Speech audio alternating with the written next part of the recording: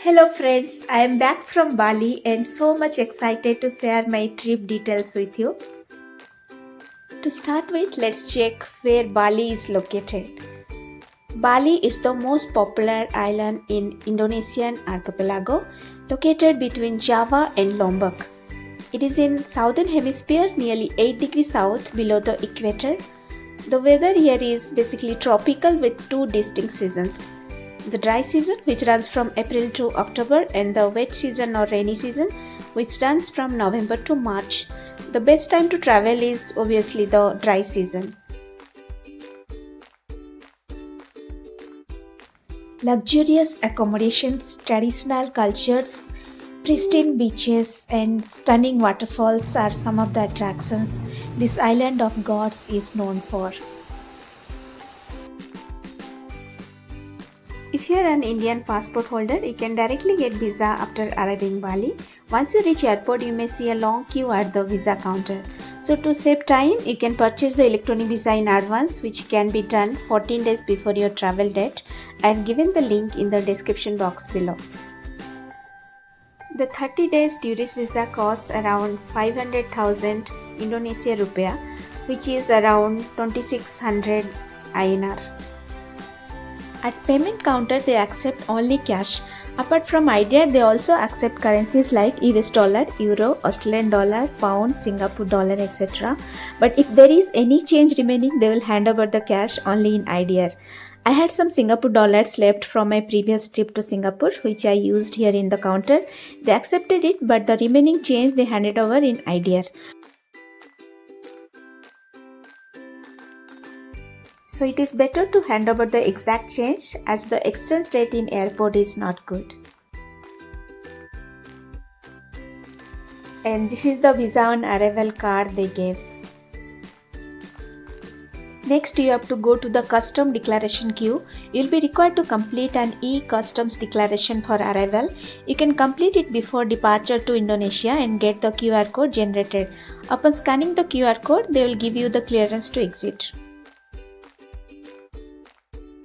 Next important thing is to buy a SIM card. I was in urgent need for a SIM card, so I bought this Telkomsel SIM 25 GB for 400k IDR. However, if you can wait and buy from the city, you can get it at 200k IDR.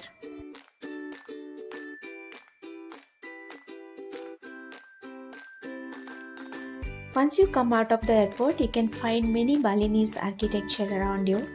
Can you see this Garuda Vishnu statue from here, which I could locate from the airport?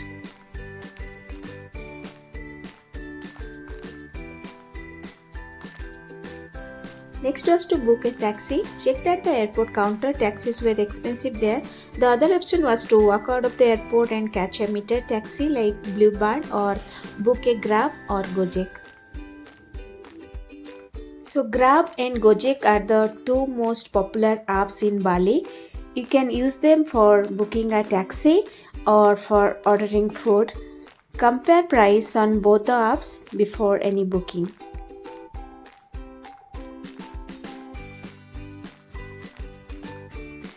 Grab taxi from airport to Ubud cost me around 300k IDR.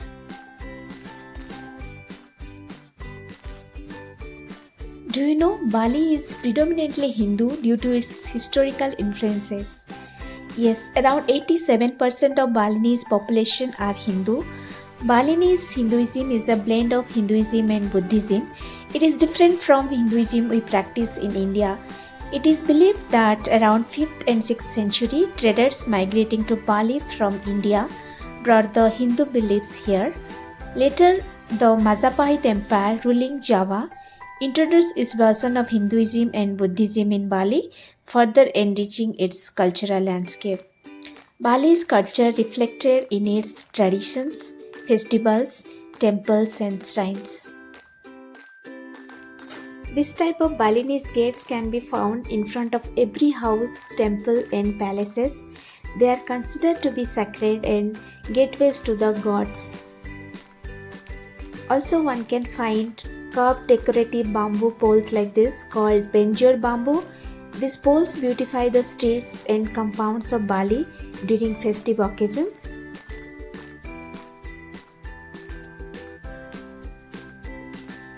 Daily life in Bali consists of many faiths like offering of agricultural products to spirits placed in front of all houses as a token of gratitude to the god. I saw it in front of almost every house while walking on the streets of Ubud.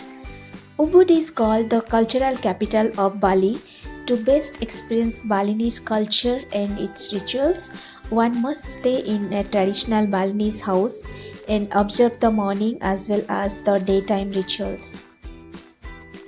Traditional Balinese houses are built with organic materials like bamboo, wood, and stone. The center of the houses are usually used for worshipping God. Balinese people are very happy, kind, and hospitable. They believe in preserving their culture.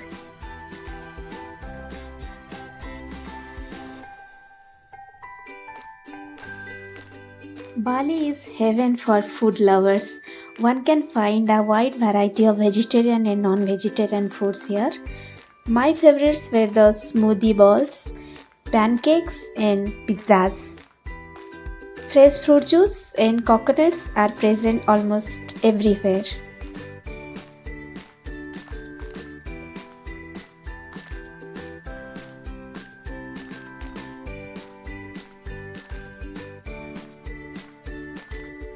Food can be ordered using Grab and Gojek app as well.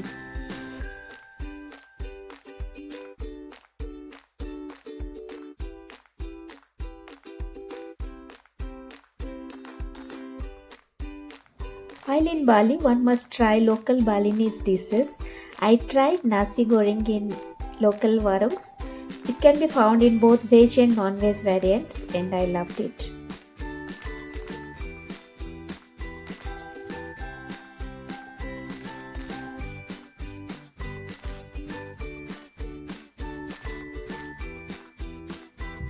There are many Indian restaurants present in Ubud and Kutta as well.